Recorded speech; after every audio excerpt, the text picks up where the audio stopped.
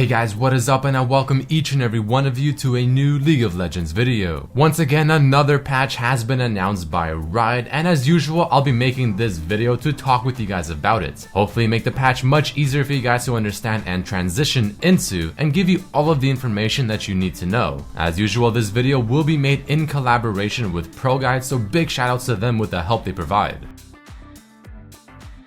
So patch 6.6 seems to be decent in size. There's a lot of big changes, but nothing absolutely massive, unfortunately. So as usual, when I talk about the big changes, I'll be giving some champions the OP rating and giving them a star rating of 1 to 3, giving you a rough idea on how strong I believe this champion might be in the upcoming patch. While on the flip side, giving certain champions the underpowered rating, stating that I think this nerf is enough to make them not nearly as viable or picked as often as they currently are. But with all that out of the way, let's go right into the big changes of patch 6.6. Starting things off for us here is going to be Aurelion Sol. Now he's going to be coming out this patch, and I'm sure a lot of people are going to be wanting to try him out. So currently I have a video discussing him and talking about just overall how strong he is. I highly recommend checking that out, and I'm still thinking whether or not I should make a how-to play guide for Aurelion Sol. Let me know down in the comments below. But the first actual buff or nerf we'll be talking about is Fiora, and she got a decent nerf.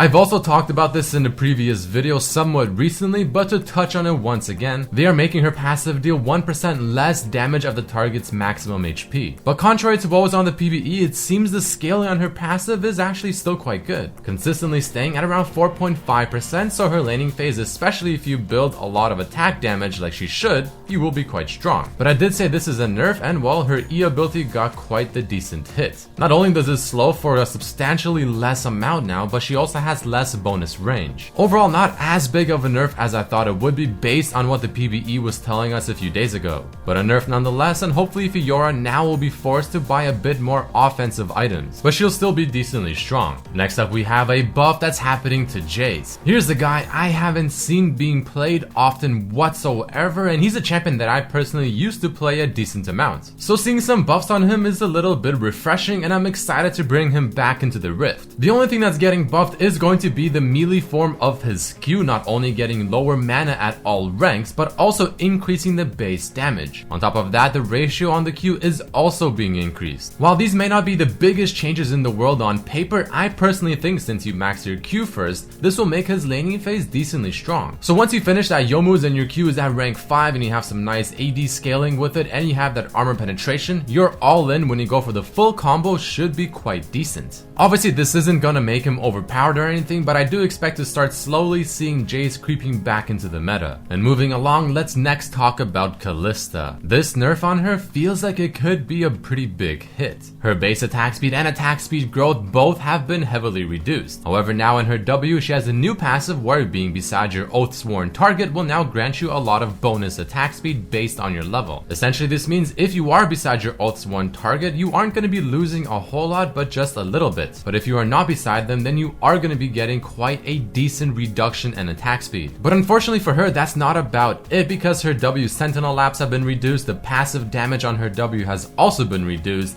the range on her ultimate has been reduced as well. So in my opinion, when you put everything in one big basket, I have to say this is a decent hit to Kalista, a champion that has always been quite dominant. I want to take a little bit of a risk here and give her the underpowered rating, thinking that she's probably not going to be picked as often as she currently is. I say this is a risk because at the end of the day, you never really know with Kalista. Her ultimate still has insane synergy and brings a lot of really cool things, so again, it's hard to say. And next up we have Lux, also getting a nerf that I mentioned in a video not too long ago. Her W got hit decently hard, where not only does it shield flat out just less on the base shielding, but it also has a lower AP scaling. But to make up for that by just a bit, it now stacks rather than refreshing if the second shield hits you once again. And the way the missile speed works, it's now like a boomerang effect, so hitting your allies with the W, especially in teamfights, should be much easier. However, this is definitely a nerf because the overall amount of shield gained is just flat out lower. So whenever you're laning against Lux and you're trying to go in for that all-in, or maybe in a teamfight when you're trying to pick her off, it should be a bit easier to kill her because she will be shielding herself for a much less amount. Personally, I still think she will be quite a decent champion in the mid lane and probably still picked fairly often. Because her damage is still there, her catch potential is still there, and the very low cooldown on her ultimate and how it procs her passive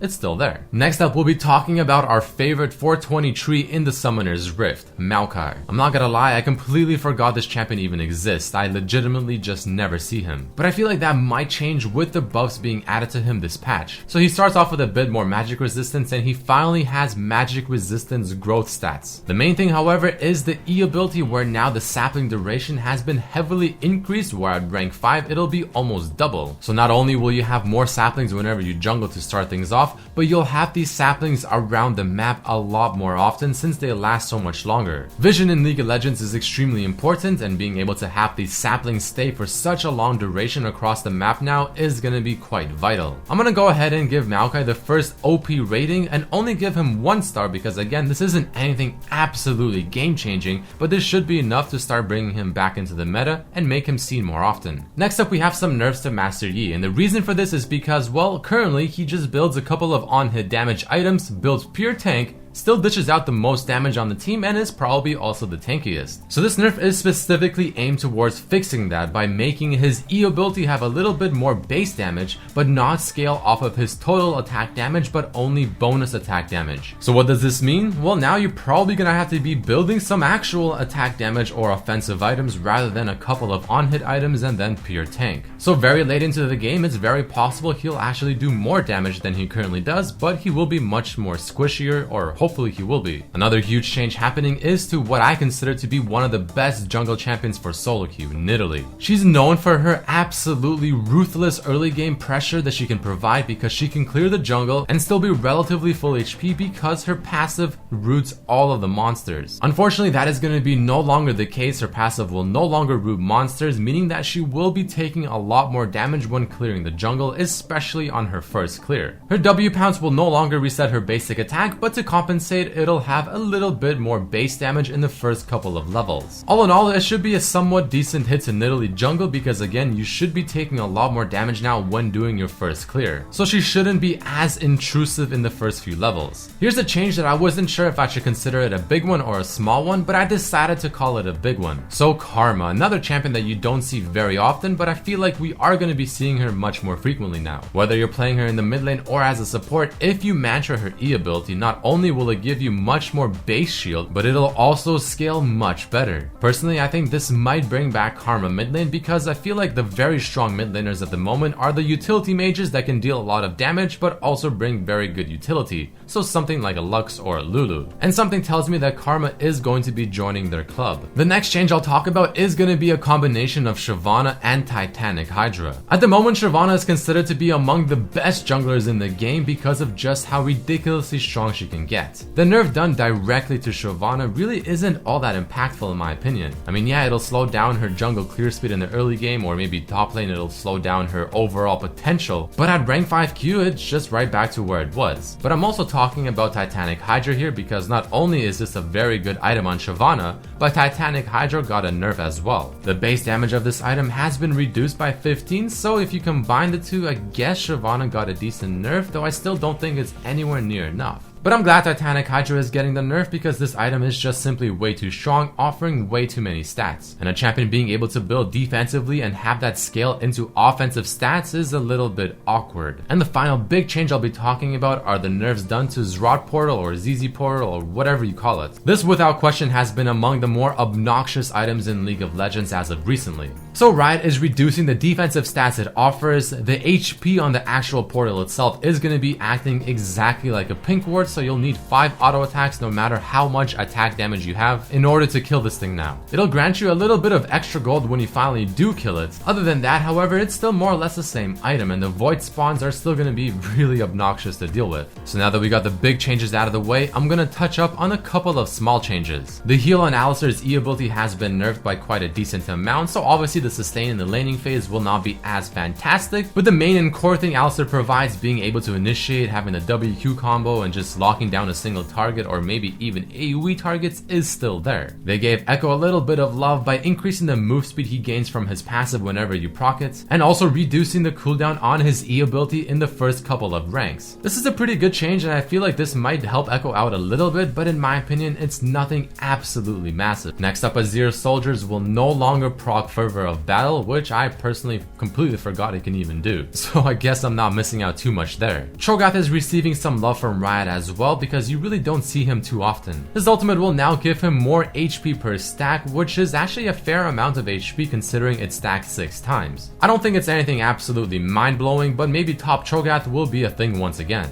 Next up we have Janna, who's among the best supports for a very long time because she's just so reliable. So Riot decided to nerf down her shield to give less flat attack damage to the target she shields, which is the first ability you max, so this should be a fairly decent hit, but again, nothing absolutely game-changing. Kha'Zix's another assassin getting a little bit of love from Riot by having the cooldown on his Q and his W reduced by just a bit. So maybe this will give Kha'Zix that tiny little push he really needs to just be back into the meta. And the final changes we'll be talking about are the nerfs to Lulu. Her W will now simply offer less move speed and for a shorter duration. I'm a little disappointed to see that this is all they did to Lulu. I think that there's a lot more issues than just the sheer amount of move speed her W provides, but hopefully Riot will revisit this in the next patch. There is also a small buff to Orianna I want to quickly talk about where they reduce the cooldown on her Q at the lower ranks. This is actually quite a decent buff because Orianna is known to be quite aggressive in the laning phase, or at least the very good Oriannas are. She has a lot of zoning potential with this Q ability, and the first few levels having lower mana on this means that, well, it'll just simply be more effective. So I'm really interested to see in how this plays out for her. But that's about it for this one, guys. Patch 6.6 in a nutshell. Hopefully I gave you all the information you need to know, gave you an idea of what champions to look out for, what champions maybe you don't need to look out for anymore. So if you guys did enjoy this one, make sure to hit that like button, subscribe if you haven't, check out my other videos as well, and I'll be making more of these for all of the upcoming patches. Another big shout out to Pro Guys for the big assistance when it comes to the editing on this video, and I recommend at least checking out their site and having a try at their trial. But thank you all so much for watching, and I hope to see you for the next one. Peace.